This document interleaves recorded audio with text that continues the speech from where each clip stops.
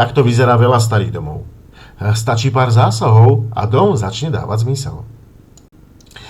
Poďme sa pozrieť na typický dom zo 60. rokov, ktorý nám predstavuje klasické stavebné problémy. Na tomto dome naľavo máme ulicu, napravo máme záhradu a dole na obrázku to je južná strana. Kde máme vstup? Vstup máme od záhrady. Takže ľudia, ktorí k vám prichádzajú, musia obísť celý dom a zo záhrady, z vašej súkromnej zóny vlastne vchádzajú do domu.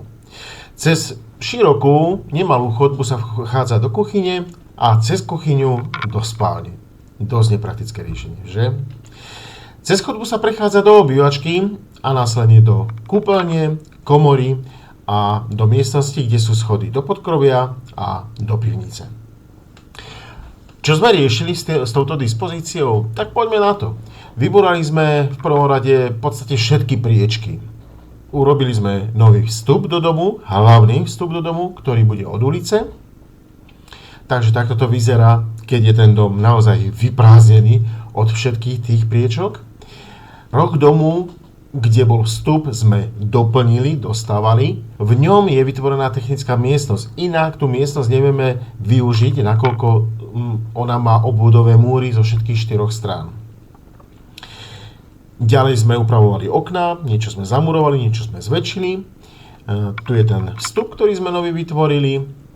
Cez veľké francúzske okno na juhu sme urobili terasu, urobili sme otvor v nosnom múre a tu sú zelenou už naznačené steny, ktoré sme ako nové vybudovali.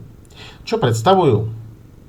To prvé odľava, keď vstupujeme od ulice, máme zádverie malé, naľavo máme izbu, potom kúpeľňu a potom vzadu ďalšiu izbu.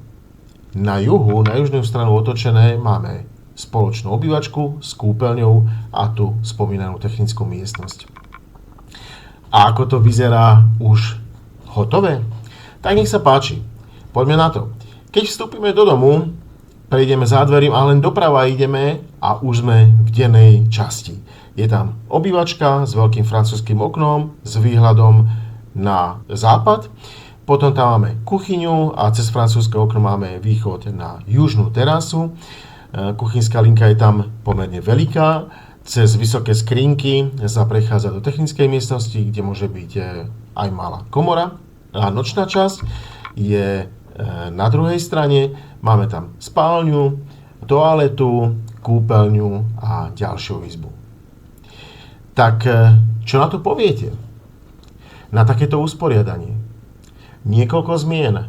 Nie malých, ale nie až takých nemožných a dostali sme úplne novú dispozíciu a úplne novú užívateľskú schopnosť. Nepridali sme metre štvorcové, ale sme urobili správne usporiadanie.